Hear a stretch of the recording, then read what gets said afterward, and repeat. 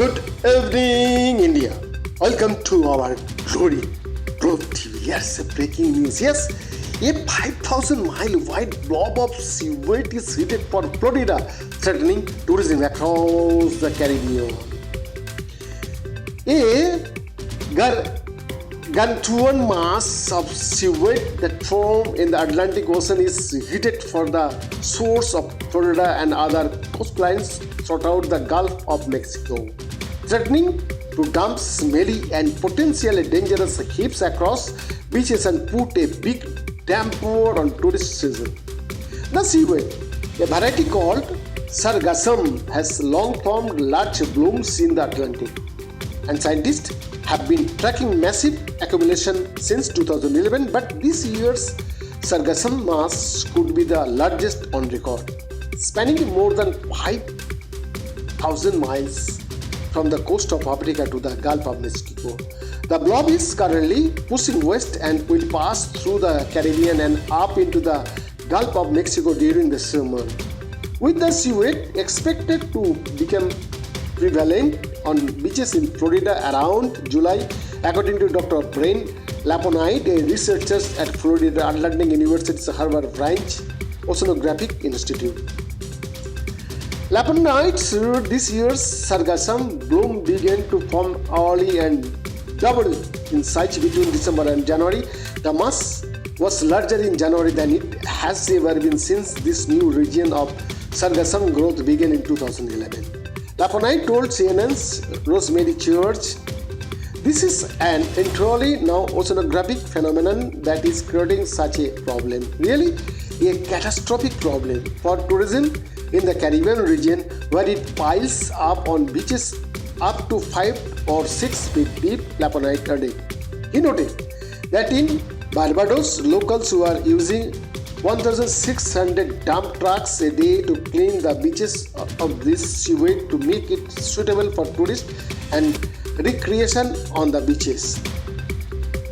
What is Sargassum? Sargassum is a catch-all term that can be used to refer to more than 300 species of brown algae.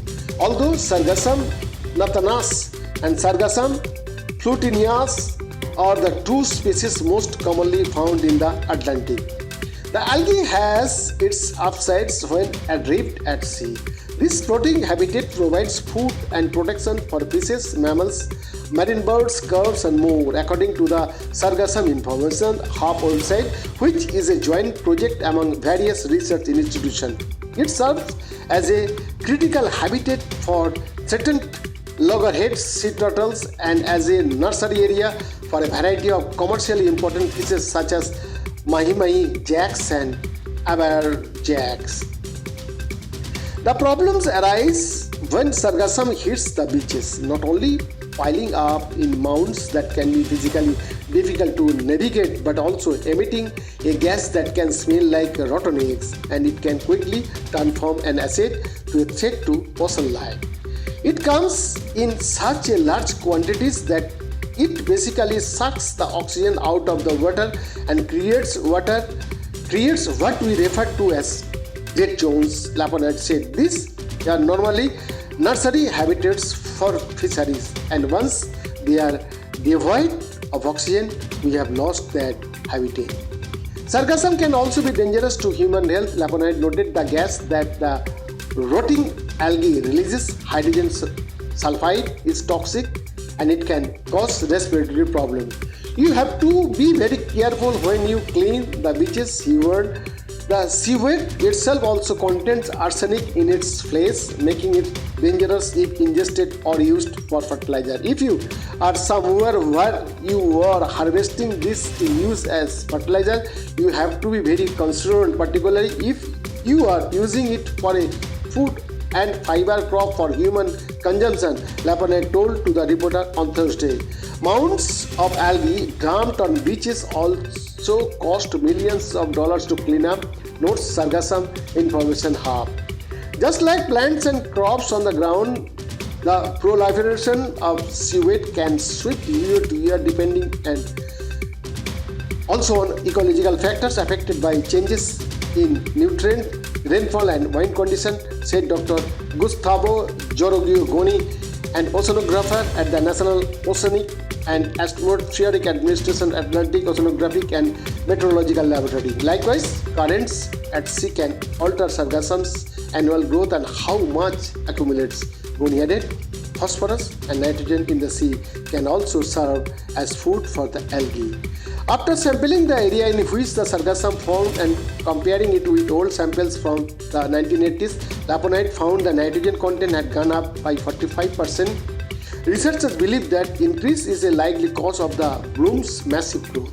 Those elements can be dumped into the ocean from rivers which gain concentration of phosphorus and nitrogen from human activities such as agriculture and fossil fuel production, according to the Environmental Protection Agency. For now, researchers are looking into ways to thwart its impact on beaches, possibly by sinking the seaweed to the bottom of the ocean or harvesting it for use in commercial products such as soap, Goni said. Goni also cautioned that research into this sargassum accumulation is new and it is likely scientists' understanding of how the algae grows will shift over time. Whatever we believe we know today, it may change tomorrow, he said. In the report, Glory Gov TV, Delhi, India.